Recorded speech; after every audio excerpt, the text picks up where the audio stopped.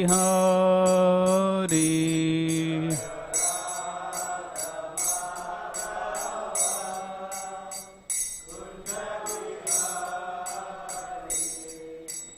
Gopijana Vallabha Girivaradhari.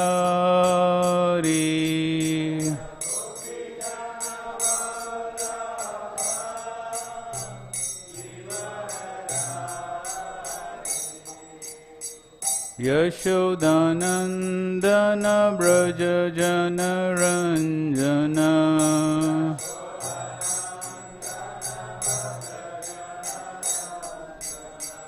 Yashodanandana Braja Jana Ranjana.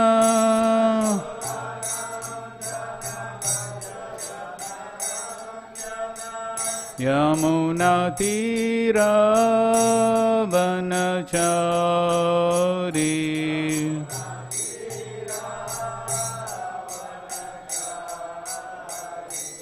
Jaya Radha Madhava Kunja Bihari.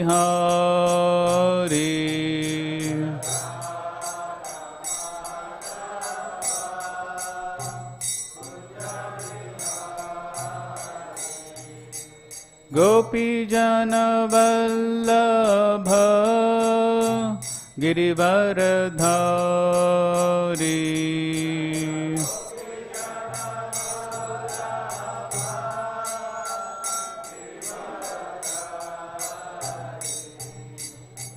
Yashodanandana Braja Jana Ranjana.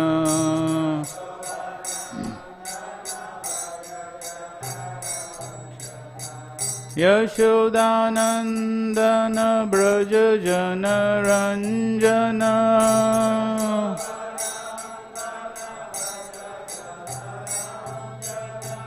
Yamuna Tira Vanachari.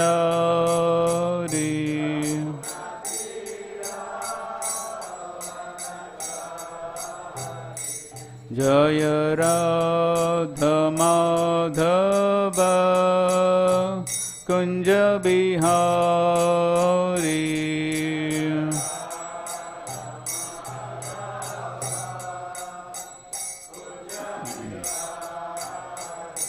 Jaya Radha Madhava Kunja Bihari.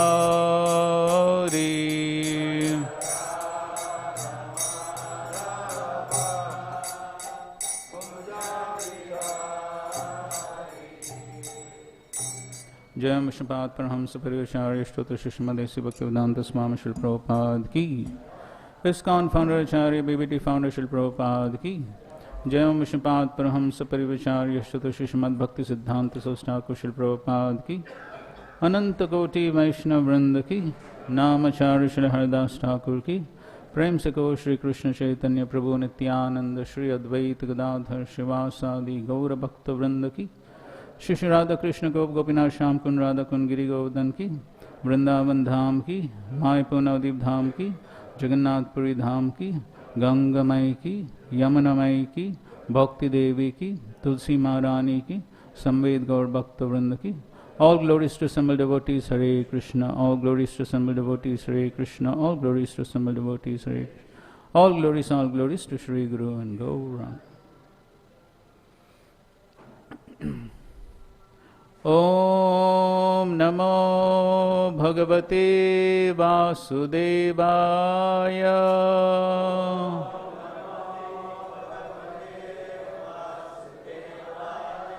Om Namo Bhagavate Vasudevaya.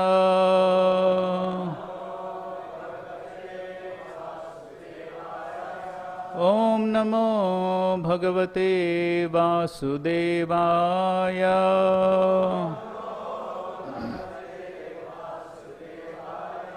Narayanam namaskritya naram chaiva narottamam devim saraswatim vyasam tato jayam udirayet. Nashtaprayesha bhadreshu nityam bhagavata sevaya Bhagavatyuttama shloke bhaktir bhavati naishtiki. Hare Krishna. So reading from Srimad Bhagavatam, 3rd canto, chapter 21, conversation between Manu and Kardama. The last verse of the chapter, text 56. Athāpi pṛcche tvām vīra yad-arthaṁ tvam ihāgataḥ tad vayam nirvyalīkena pratipadyāmahe hṛdā athāpi pṛcche tvām vīra yad-arthaṁ tvam ihāgataḥ tad vayam nirvyalīkena pratipadyāmahe hṛdā athāpi pṛcche tvām vīra yad-arthaṁ tvam ihāgataḥ tad vayam nirvyalīkena pratipadyāmahe hṛdā.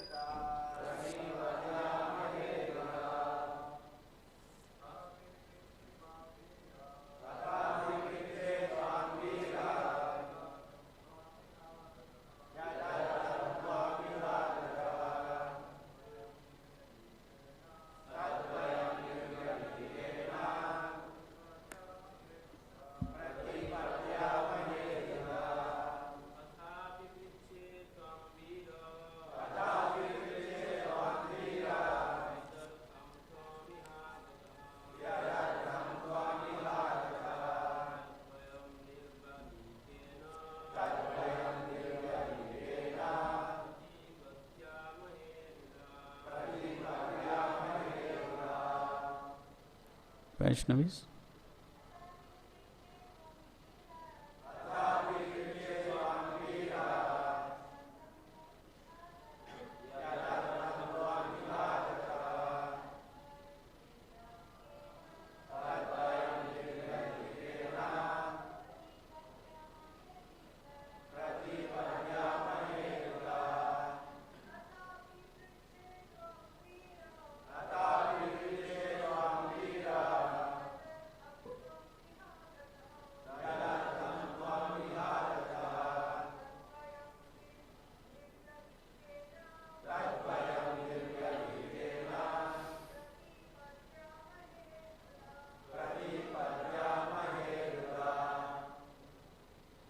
Word to word meaning.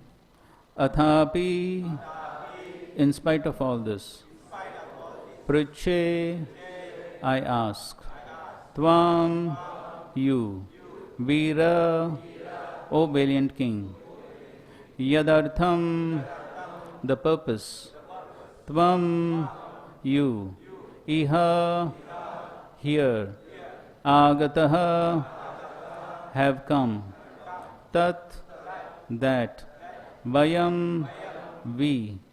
Nirvyalīkena, without reservation.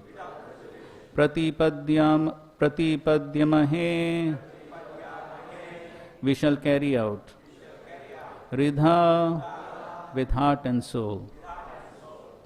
Translation and purport by His Divine Grace A.C. Bhaktivedanta Swami Srila Prabhupada.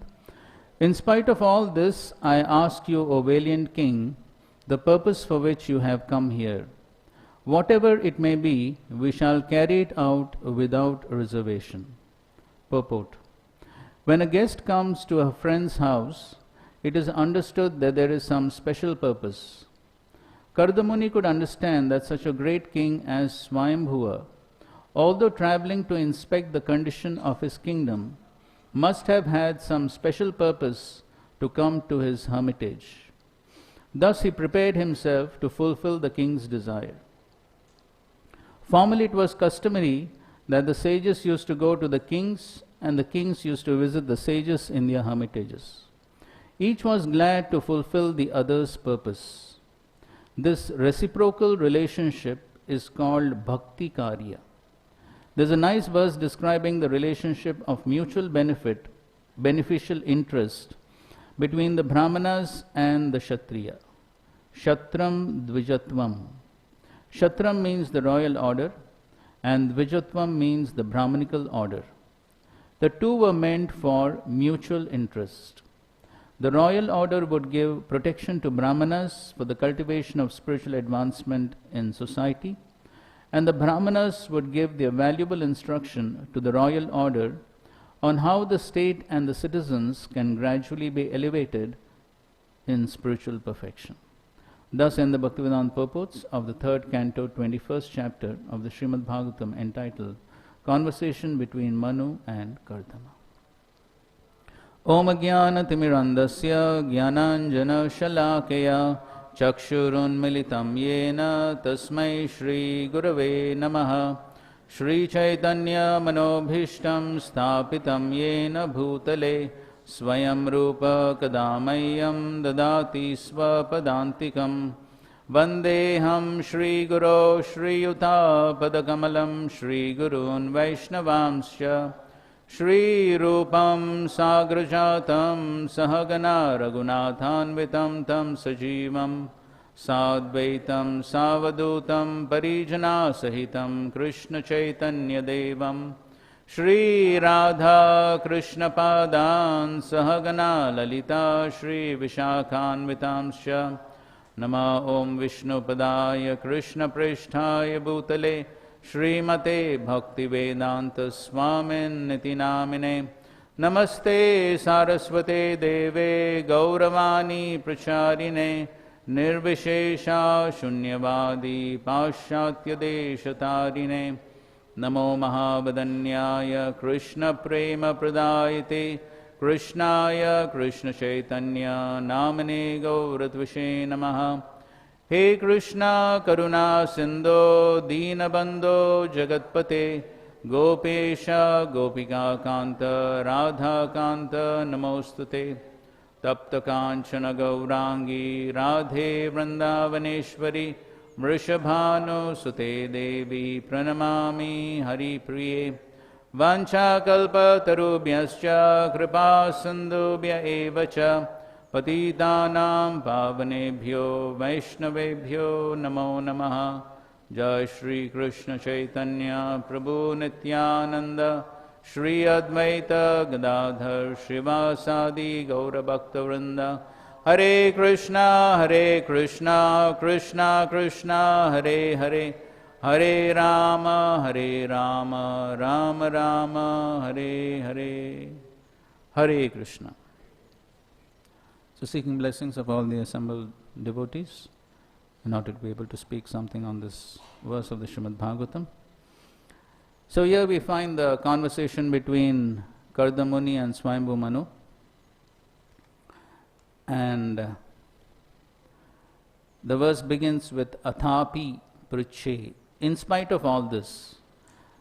So in the previous verses, Kardama Muni has glorified Svāyambhuva Manu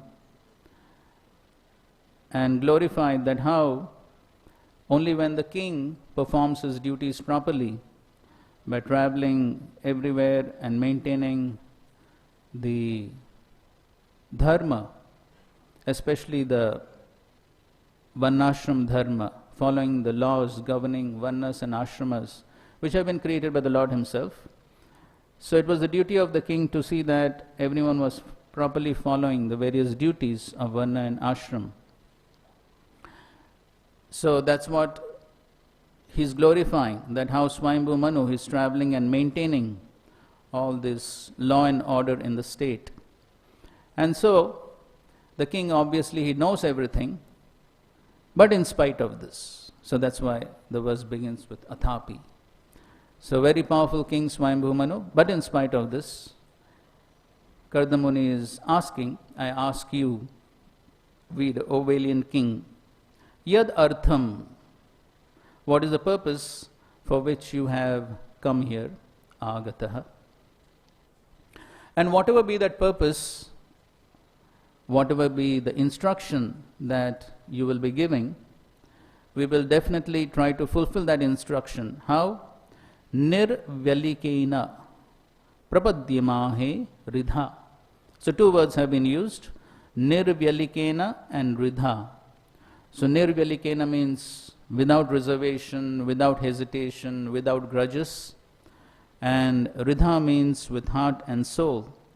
So without any reservation, without any hesitation, we will definitely try to follow whatever instruction you give.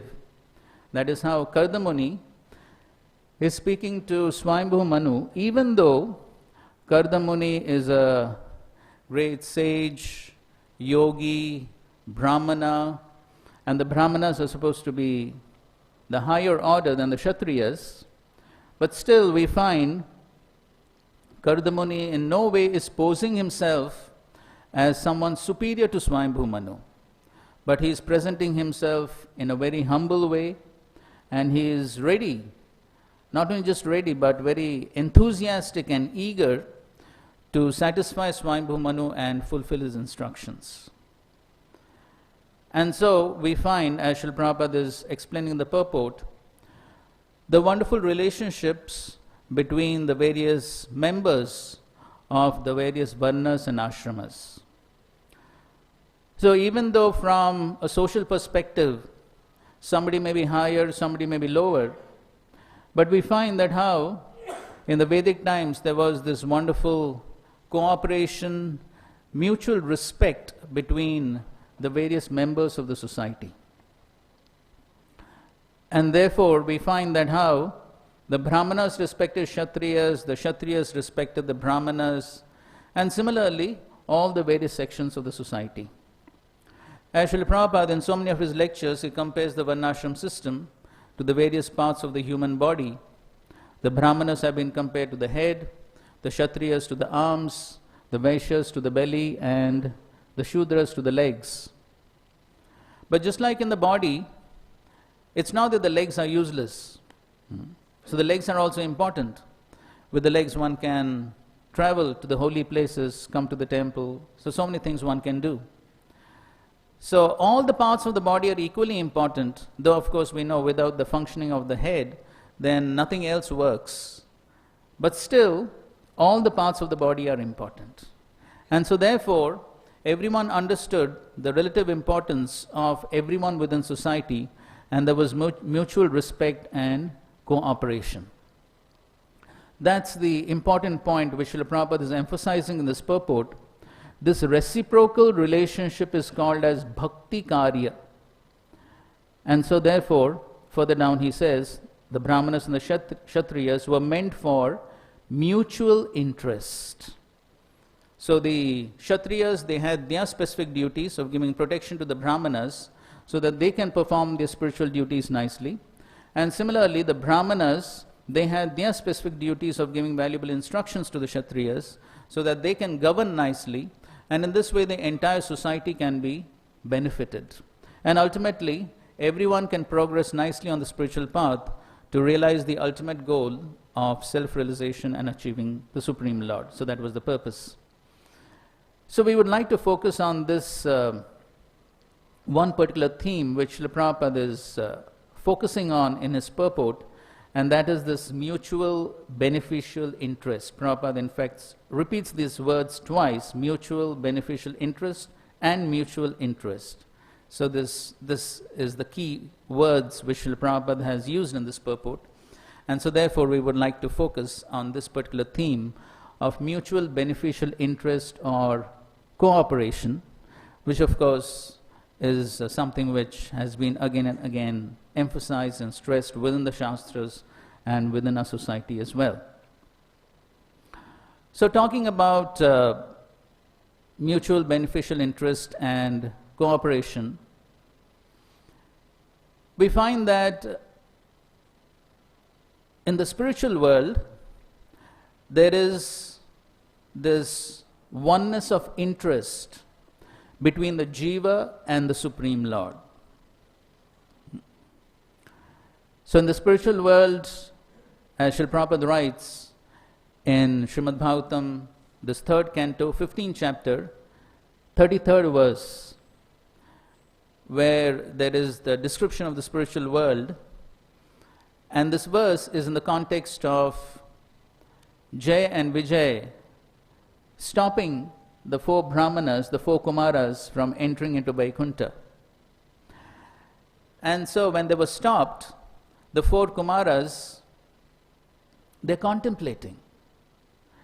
And they're thinking, how is there some disharmony here in Vaikuntha amongst these gatekeepers? Because the gatekeepers of Vaikuntha, who are Vaikuntha-vasis, servants of Narayan, they are exhibiting something which is not harmonious with the attitude or with the thought process of Lord Narayan himself. Because Lord Narayan, as we know, is very favorable to the brahmanas. Krishna, as we say, is Namo Brahmanya Devaya, Go Brahmana Hitaicha. So Lord Narayan is very favorable to the brahmanas. And so the 4 kumaras, definitely they're brahmanas, and they're wondering, how is it that these doorkeepers of Vaikuntha, who are supposed to know the mood and mission of Lord Narayan, who's very favorable to brahmanas, but these doorkeepers have stopped us. So it appears as if these 2, Jay and Vijay, they're not in harmony with Lord Narayan. That is what they were thinking. And so they are thinking that there is some disharmony here. And so in that purport, Srila Prabhupada focuses on this theme of spiritual harmony and material disharmony. So in the spiritual world, as Srila Prabhupada writes, it is one complete harmonious unit, where every resident of Vaikuntha, every individual person there, is in total harmony with the Supreme Lord. And their only goal in their existence there is how to please Lord Narayan. They're in total harmony. So that is what is in the spiritual world. In the spiritual world, there is complete harmony between all the jivas, all the residents, and the Supreme Lords. To explain this harmony, the 4 kumaras themselves are giving one analogy, and Srila Prabhupada gives 2 more analogies in the purport. The analogy that they are giving is that how there is complete harmony between the big sky and the small skies within the body. So this entire body has been compared to one big sky. Okay, because in the body there are hollow spaces where there is sky. And within the body there are various organs, hollow organs, like the intestines, where there are small skies, because there is space. Space means sky. And between the big sky and the small skies, there is complete harmony. When there is complete harmony, then the entire body functions well. So Srila Prabhupada sort of further extends that analogy and says that just like the various organs within the body, so the various organs within the body, when they are working in harmony, then the entire body functions smoothly. All the organs ultimately function for feeding the stomach. And when the stomach is properly fed, all the various organs get their energy, and that's how the entire body functions smoothly. Srila Prabhupada did tell the story of how once the various organs, they were thinking, oh, this useless stomach is simply eating, and we are all working so hard. So let's go on strike. So the various organs go on strike. So the hands don't function, legs don't function. So the stomach said, okay, what can I do? If you don't want to feed me, well, that's up to you. But then when the stomach was not fed, what happened? Then very soon, the hands, legs, eyes, none of the other organs could function smoothly. None of them could function well. Then they realized, oh, the problem is we are not feeding the stomach. So they realized the mistake. Once again, they started working to feed the stomach, and then everyone was happy. Prabhupada told the story quite often. So when the various organs function in a harmonious way, then everyone benefits. Srila Prabhupada gives another analogy of the various parts of a big machine. So a big machine may have so many hundreds and hundreds of parts, but when all of them function harmoniously, then the entire machine functions well, and then the purpose of the machine could be well served. So similarly, when all the various jivas, all the various living entities, because they have been ultimately created for the purpose of giving pleasure to the Supreme, eko bahusyam, Prabhupada did quote this Vedic phrase quite often, that the Supreme Lord expands himself from the various jivas for the purpose of his enjoyment, so that they cooperate to give him pleasure. And so that is the purpose.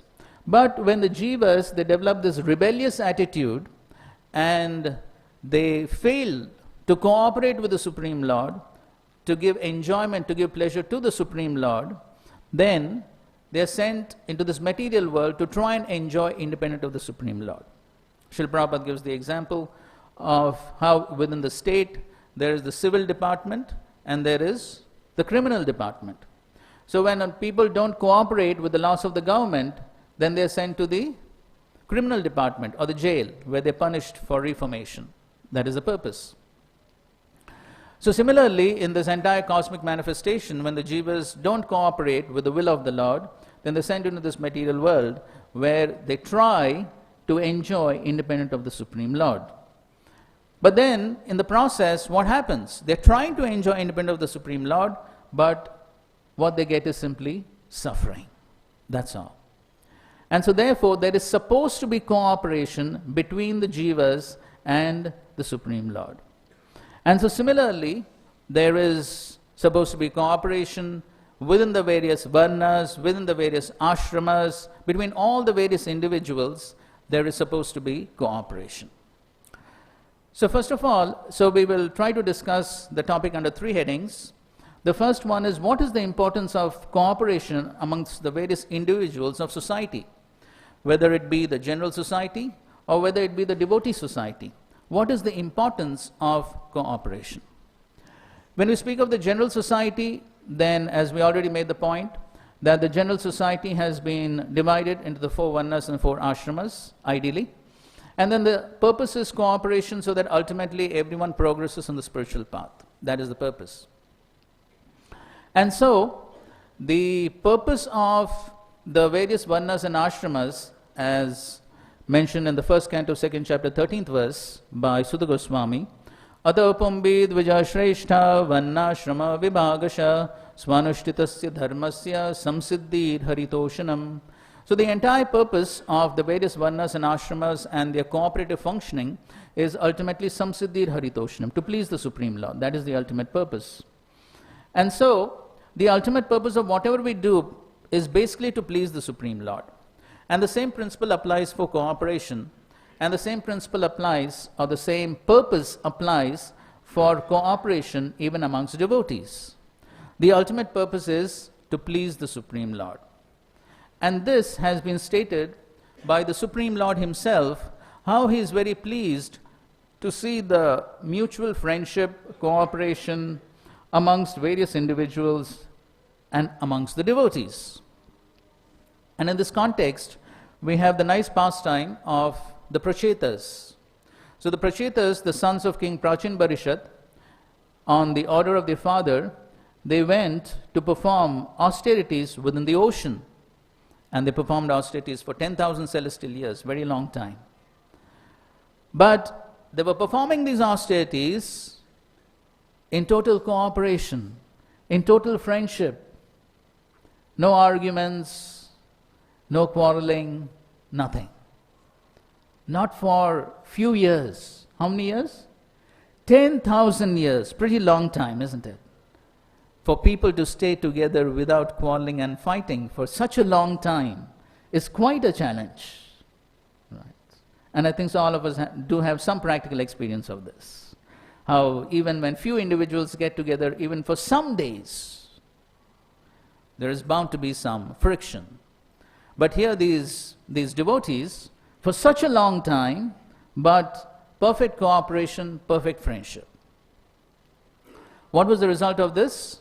The result of this was the Supreme Lord Vishnu himself descended on his carrier Garuda in order to give benedictions and blessings to the prachetas.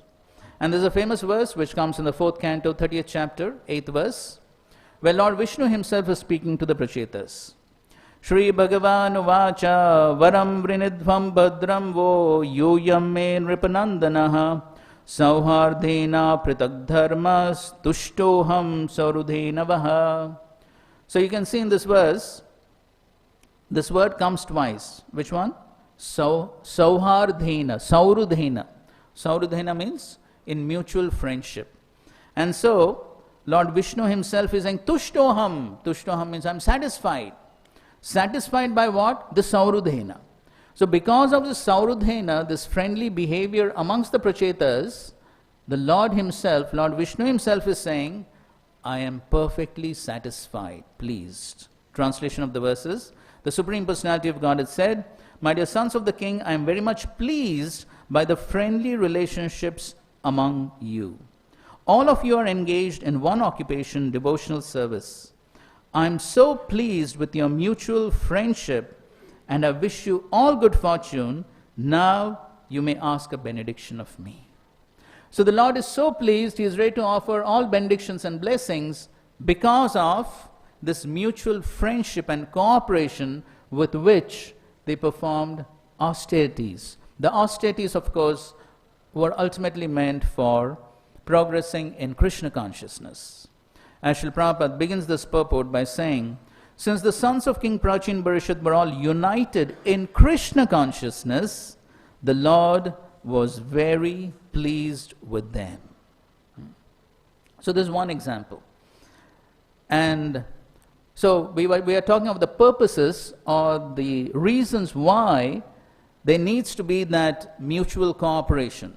Okay? So the ultimate reason, the ultimate purpose is pleasing the Supreme Lord. That's the ultimate goal of our life, isn't it? The ultimate goal is to please Vishnu. The ultimate goal is to please Krishna. Because if Krishna is pleased, that's the purpose as jivas. And definitely all benedictions, blessings will be available if Krishna is pleased. We can take another example of Prithu Maharaj. Again, well-known pastime of how Prithu Maharaj, for the benefit of the citizens, he wanted to perform 100 Ashwamedha sacrifices. He had performed 99. He was out to perform the 100th one. And one person got very agitated, very disturbed. Who's that? Indra. Because he always has insecurity for his post. Right. And he's thinking, this Prithu Maharaj is out to get my post. I cannot allow this to happen. And so when he was about to perform the 100th sacrifice, what Indra did? Repeatedly stealing the horse. Repeatedly stealing the horse. In the guise of various sannyasis, people in the renounced order. And that's the reason why Prithu Maharaj's son, even though instructed by the brāhmanas to capture and kill Indra, but he hesitated because he was in the guise of a sannyasi. He said, no, I can't do this. So in any case, so finally, the brāhmanas said, we ourselves will chant mantras by which Indra will be dragged into the sacrificial fire and burnt. And the brāhmanas were just about to put the offerings into the sacrificial fire, and who came? Lord Brahma himself came and said, stop! You're performing a sacrifice for the satisfaction of all the devatas, and Indra is the king of the devatas. You cannot kill him. The sacrifice is not meant for killing Indra. So stop it. Be satisfied with 99. Now, not so easy. This is Ashwamedh sacrifice. this is not some small project in some village, making a small building or something like that. This Ashwamedh sacrifice, which involves huge expenditure, so much of grains and ghee and qualified brahmanas, no joke. And as we know, it's banned in Kali Yuga, because anyways, no one is qualified to perform it, nor it's possible to get all those ingredients. So when Brahma came and said, stop it, the Bhagavatam does not give any mention, any verse of any counter-arguments. Not one verse. As soon as Brahma gives instruction, it stops. That's it. And of course, Brahmaji gives a whole philosophical explanation as to why he should stop. And ultimately, Prithu Maharaj understood that Brahmaji is representative of the Supreme Lord, and so ultimately by following that instruction of Brahma, the Supreme Lord will be pleased. And definitely that's what happens. Even though Prithu Maharaj didn't complete the sacrifice, who came? Lord Vishnu personally came. Just like Lord Vishnu came for the prachetas, Lord Vishnu came for Prithu Maharaj. And Lord Vishnu personally says, I am captivated, not by all the sacrifices, not by charity, not by study of the Vedas, but I am captivated by your wonderful qualities. Because Prithu Maharaj agreed to cooperate with the supreme authority Brahma, he agreed to cooperate with him without any arguments, without any hesitation. Lord Vishnu was so pleased that he personally arrived and gave so many benedictions to Prithu Maharaj.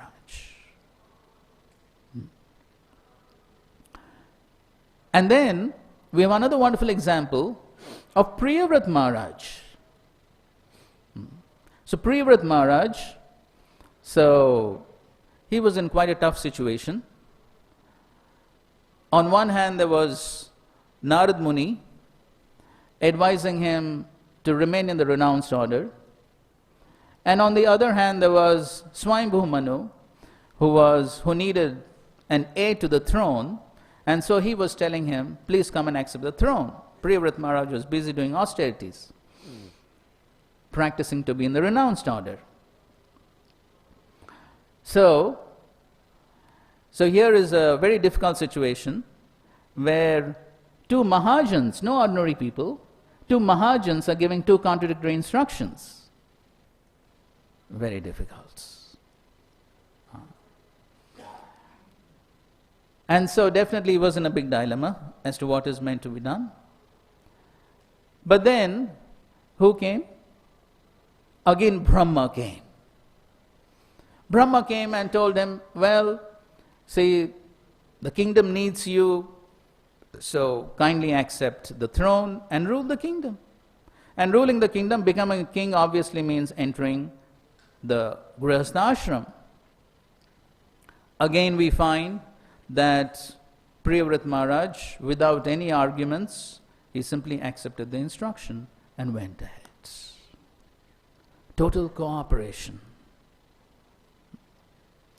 And we have another example of the Pandavas.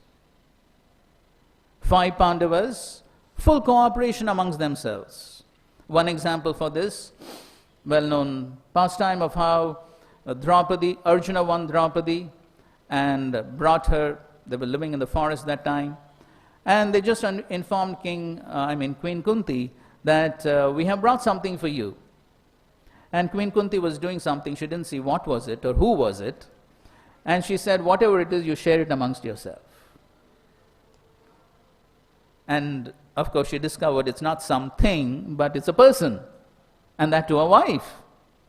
But in any case, that was instruction from the mother. They followed that. But there was perfect cooperation in that regard. And then later on, when after Yudhishthira Maharaj was put on the throne, again there was full cooperation amongst the Pandavas. Yudhishthira Maharaj was the emperor, and all the other 4 brothers cooperated with him in the ruling of the kingdom. There was no enviousness, there was no material competition, there was perfect harmony, and there was perfect cooperation amongst these 5 brothers. So, in all these cases we find that when these great personalities, they cooperated amongst themselves, the result was that the Supreme Lord is very pleased. And when there is no cooperation, then what will be the result of that? Srila Prabhupada did tell us, united we stand, divided we fall. And Srila Prabhupada told the story of the bundle of sticks. So the bundle of sticks all tied together tightly, someone tries to break all of them together, impossible. But one by one, very easy to break each of the sticks. So therefore, if you want society as a whole, the devotee society or any society, if we want society as a whole to progress, then the unity is something which is so vital. And so therefore, for pleasing the Supreme Lord, and also to benefit ourselves, and also to be beneficial to society by effective preaching, the combined united efforts are so very important. So we have addressed the first point as to the importance of mutual beneficial interests and cooperation amongst the various members of society. What are the reasons why there are sometimes challenges in trying to maintain the cooperation? As we did mention, one of the main reasons is not trying to understand the interest of Krishna, the Supreme Lord. Ekatvam anupashyatah. This is described in the Ishopanishad, 6th mantra, as one of the qualities of the Uttamadhikari Mahabhagavat, who perfectly understands the interest of the Supreme Lord, and therefore there's oneness of interest between the devotee and the Supreme Lord. And so understanding that interest, the purpose of the Supreme Lord, the devotee tries to maintain that full cooperation. But when one does not understand that interest of the Supreme Lord, then one can have some separate interest which is different from that of the Supreme Lord.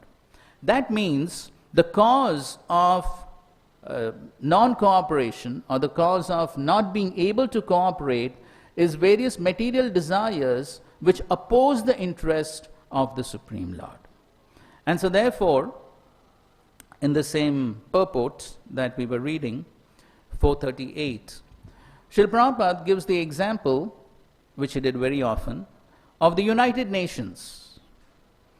So the United Nations has been formed after the Second World War for the purpose of cooperation amongst the various countries.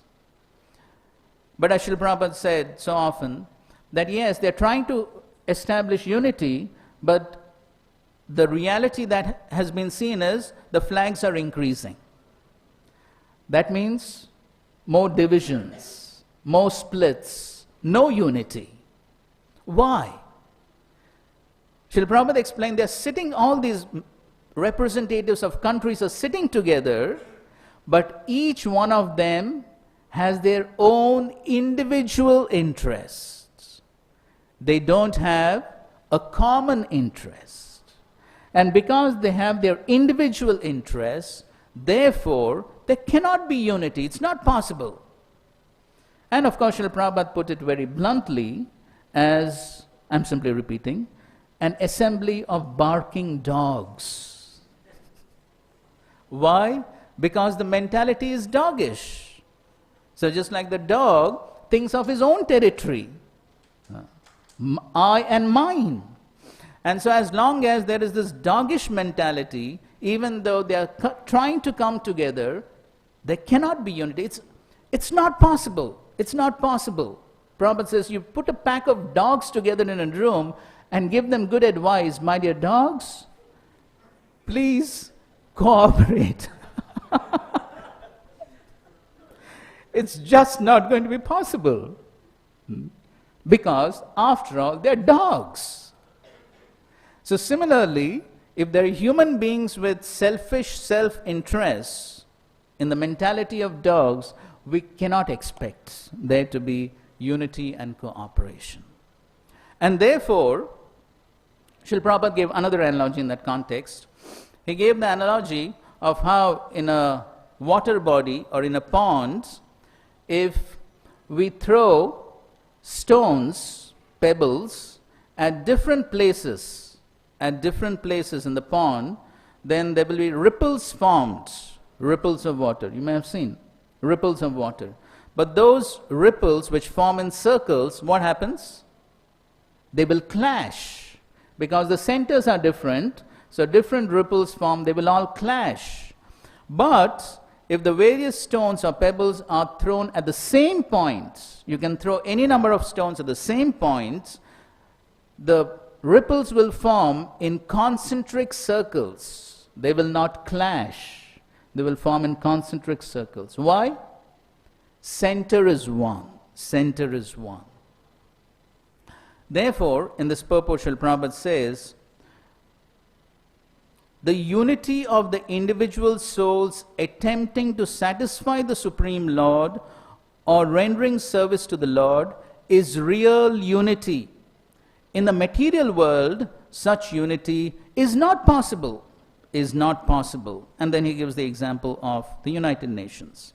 And then Srila Prabhupada writes, disunity between individual souls is so strong within this material world that even in a society of Krishna consciousness, members sometimes appear disunited due to their having different opinions and leaning towards material things. So Prabhupada is giving two reasons why there could be disunity. One is different opinions, and second is leaning towards material things. Now, Prabhupada explains that having different opinions is not a problem. That's natural, because everyone is a different individual soul. So we cannot expect everyone to be thinking alike. So different opinions is natural and definitely possible, even in the society of devotees. But the problem arises when there are material desires while trying to deal with those different opinions. And Prabhupada says further on, actually in Krishna consciousness, there cannot be two opinions. Why? Because there is only one goal, to serve Krishna to one's best ability. So even though there are different opinions, but if the goal is one, then actually they're not different opinions. They're simply different ways of trying to serve Krishna in the best possible way. And because that goal is one, therefore there will be unity. And therefore Srila Prabhupada goes on to say, if there is some disagreement over service, such disagreement is to be taken as spiritual. Those who are actually engaged in the service of the Supreme Personality of Godhead cannot be disunited in any circumstance. This makes the Supreme Personality of Godhead very happy and willing to award all kinds of benedictions to his devotees as indicated in this verse. So, the cause of disunity, the cause of not having cooperation is usually material desires, material leanings. But then if one is fixed in the goal to satisfy Krishna, please Krishna, then even though there are different opinions, but one will be ready to see what is best in trying to serve Krishna, because that is the goal. And therefore, Srila Prabhupada, in another wonderful purport in the 10th canto, 13th chapter, text 60. This is almost the second last purport that Srila Prabhupada has given us in his manifest pastimes. And Srila Prabhupada, he is in Vrindavan, and is beautifully describing the Vrindavan atmosphere. And there Srila Prabhupada writes, how in Vrindavan there is absolutely no enmity, no envy, to the extent that even the sadhus living in Vrindavan, they keep some milk for tigers. And they invite the tigers, please come and take this milk. And the tigers come and accept the milk. but they don't attack the sadhus. No enmity. This is Vrindavan. This is the spiritual world of Vaikuntha. And the third canto also describes how in Vaikuntha, even though there are so many beautiful birds who can sing so sweetly, but when the bumblebee begins to glorify the Lord, all the other birds keep quiet. Even though the bumblebee cannot sing very well, we all know the bumblebee's sound may seem to be an irritation, but all the birds, they appreciate, glorify the glorification of the bumblebee's glorification of the Supreme Lord. And similarly, even though there are so many beautiful flowers, all of them pay respects to Tulsi Maharani because she is so dear to the Supreme Lord. Perfect cooperation, one harmonious unit. This is Vaikuntha, this is Vrindavan. And so, Srila Prabhupada, in this purport that we were mentioning, the third canto, 15th chapter, text 33, towards the end of this purport, Srila Prabhupada writes something very important for all of us. Srila Prabhupada writes, in the spiritual world, this principle of Krishna consciousness is maintained in harmony, and therefore the world is called Vaikuntha. If the members of the International Society for Krishna Consciousness, putting faith in Krishna as the center, live in harmony according to the order and principles of Bhagavad Gita, then they are living in Vaikuntha, not in the material world. So the solution Srila Prabhupada gives us is what? Keeping Krishna in the center and living in harmony in accordance to the principles of the Shastra, Bhagavad Gita and Srimad Bhagavatam. So that's how there can be perfect harmony and cooperation amongst the various members of the society. And so today we have discussed basically what is the importance of maintaining harmony and cooperation in society, including the devotee society.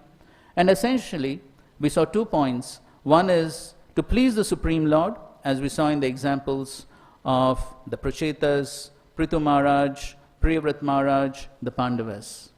The second point was, if there is cooperation, if there's unity, then as a united force, then Krishna is pleased and the preaching can be very, very effective because of that united force. But on the other hand, when there's no unity, there is splitting, there are fragmental groups, and the whole potency of the movement is lost, as we see in the case of the Gaudiya Math.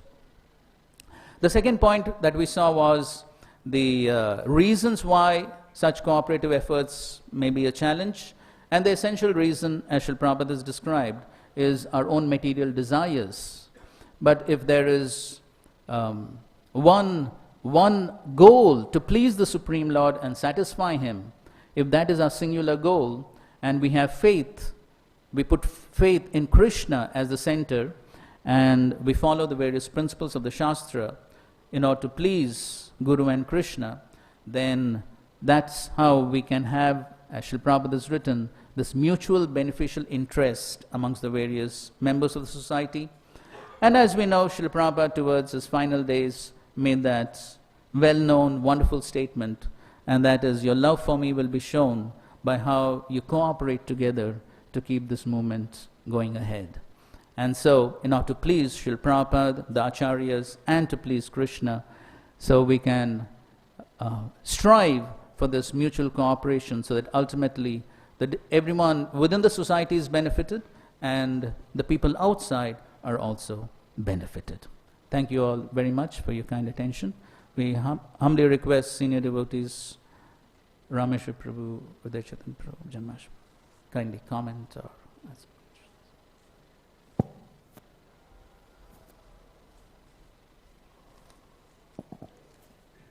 Thank you, Prabhu, for a wonderful class. As we see with the Gaudiya Math, that the primary, at least external feature that caused the lack of cooperation was a disregard for Bhaktisiddhanta Saraswati Thakur's position and his role and his instructions. So, on a practical level, what can we do? Now, there's a level of spiritual advancement. That's a big factor. But if you got some thoughts on how we can instill a cooperative mood within the movement so that it goes on in a very strong way? I think so you can answer that better. It's just we have to understand Prabhupada's role as our founder Acharya and the amazing things that he did. And then when we can access the bliss of his love if we sincerely follow his instructions and really try our best to please him and, of course, please Krishna. So it seems like the key. It's the number one factor, because Krishna made an arrangement for the Gaudiya Math to show us what not to do. So there's that, as you know, in the material world, there's that strong tendency not to cooperate. But if we put Prabhupada kind of as a binding force for all of our thoughts and our actions and our service, then everything should work according to his desire. Yes. All right? Thank you so much. Hare Krishna.